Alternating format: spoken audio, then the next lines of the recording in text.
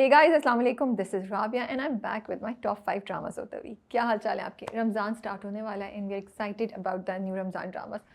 उसके साथ साथ मैं सोच रही हूँ मैं क्या करूँगी, कैसे रमज़ान गुजरेगा, इबादत भी करनी है, अपना रोज़ा भी एक जो उसकी रूटीन होती है वो भी, plus regular dramas and Ramzan dramas.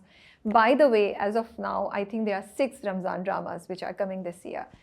2 Geo पे हैं, 2 हम पे हैं। एक्सप्रेस पे एक रमज़ान ड्रामा है and for the very first time Bol entertainment is also taking out a Ramzan drama which is called Chand Nagar. और उसको यासरा रिजवी डायरेक्ट कर रही हैं। उसमें उमैर राना, अतीका ओडो, आरेज, हाजरा यामीन और महा हसन हमें नज़र आएंगे, अमंग जावेद शेख भी I think, among many other names, you know. काफ़ी कास्ट लंबी है, बड़ा इंटरेस्टिंग लग रहा है। और इसे मोहसिन अली ने लिखा है, तो मोहसिन अली का हमने बहुत डिफरेंट टाइप का काम देखा हुआ है। हमने उनकी मूवी भी देखी हुई है, हमने उनका सीरियस कंटेंट रज़िया भी देखा हुआ है। So he always brings something different to the screen I think, and I am looking forward to it. So let's see. इस बार रमज़ान ड्रामों की लिस्ट काफ़ी लंबी है और रेस भी काफ़ी स्ट्रॉन्ग है। So we'll go to our top 5। हमारे टॉप 5 में आज नंबर 5 पे है शिद्दत। शिद्दत इज़ वेरी इंटरेस्टिंग और मुझे सुल्तान पे बहुत गुस्सा आता है। अभी जो मैंने प्रोमो देखा उस पर तो लाइक यार ये बंदा अपने आप को समझता क्या है, यू नो।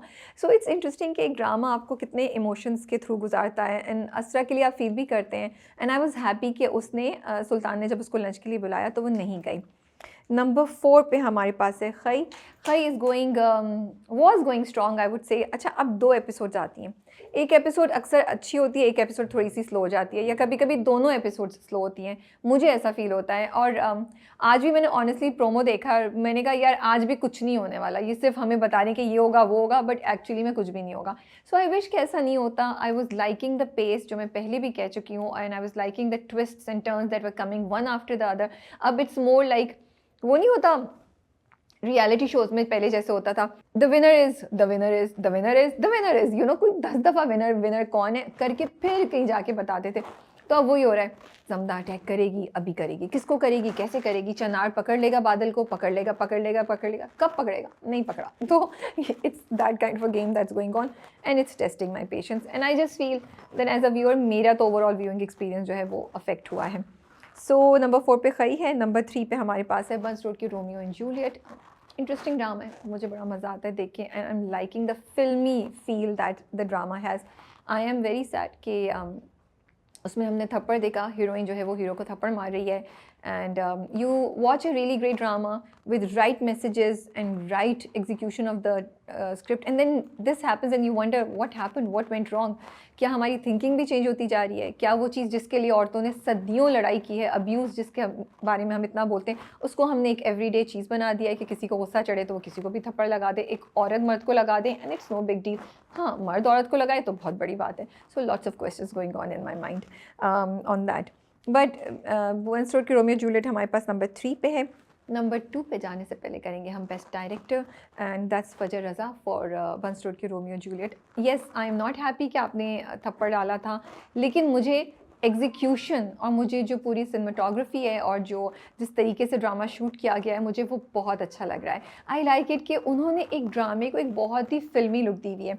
जब प्रिया जो है वो फरहाद को डेयर करती है कि तुम आके दिखाओ शादी में, वो एक्चुअली आ भी जाता है। फिर क्या एंट्री होती है, ब्लैक कपड़ों में, ब्लैक उसका शॉल वो अपनी साइड पे करते हैं।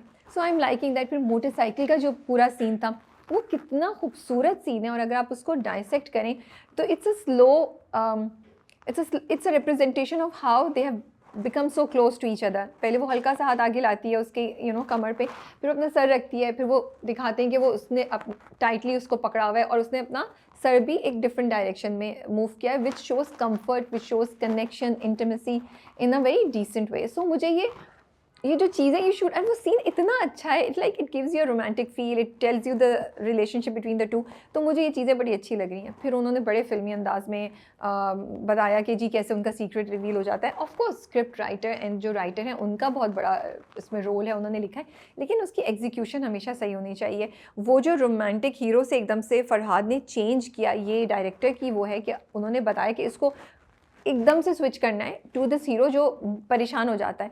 फिर पूरा वो जो गार्ड्स मार रहे हैं, तो you created this sympathy in us for Farhad which was more than the regular thing, you know, because I was thinking कि हाँ ये गलत कर रही है, माँ बाप से छुप के इस तरह सबके दरमियान मिल रही है, बट देन आपने उसको पिटवाया और आपने उसके लिए हमारे दिल में एक सिंपैथी क्रिएट कर दी। I am also liking the way he is directed Ikra Aziz and Hamza Sohail and everybody else in the drama also. Everybody is playing their roles very subtly, but at the same time you are very clear what each character stands for, उसकी क्या खूबी है, क्या खासियत है, and उनका क्या issue चल रहा है. तो मुझे बहुत मज़ा आ रहा है उसको देख के. It's and for his debut project I think he's doing a great job. Number 2 पे हमारे पास है इश्क मुर्शिद.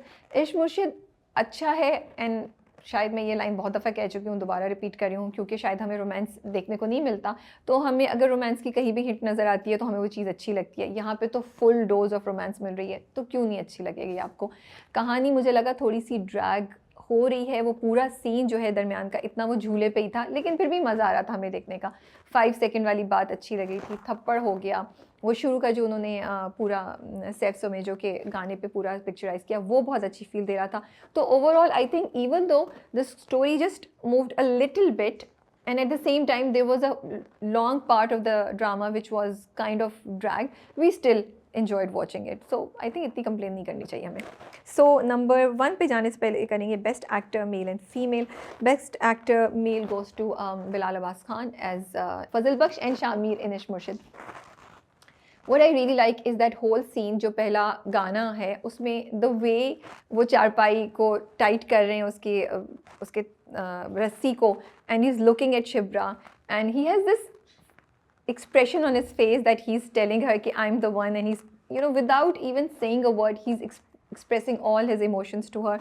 तो वो बड़ा अच्छा था. फिर उसी में आप देखते हैं कैसे वो सीरियस हो जाते हैं, फिर थोड़ा सा फन पार्ट आता है, वो थोड़ा सा डांस भी करते हैं, अपने शोल्डर से मूवमेंट देते हैं, और आगे जाके ड्रामे में हमने एक बहुत उनकी शामिर की एक सीरियस देखी एक्सप्रेशंस देखे, एंड वहाँ पे आपको फजल बख्श कहीं भी नज़र नहीं आता. But then the romance comes and specially वो पार्ट जहाँ पे सुलेमान साहब उसको मारते हैं. तो आई लाइक इट कि Bilal played it in a very subtle way that he is hurt but also he tries to get back and explain him the situation which Suleman साहब रिफ्यूजेस टू अंडरस्टैंड. तो ऐसा नहीं हुआ कि एकदम से फजल बख्श ना वो ड्रामेटिक और बड़ा सैड किस्म का हीरो बन गया. उसने अपनी जो एक डिग्निटी थी उसको मेंटेन किया and he chooses to walk away and without feeling कि ओ उनकी माफ़ी उनके पैर पड़े हुए बगैर या कुछ भी. सो आई एम लाइकिंग कि Bilal Abbas Khan is doing a great job in balancing the expressions and emotions that he communicates through his performance on screen. कहीं भी आपको ऐसा नहीं लगता कि ये चीज़ ज़रा ज़्यादा हो गई है.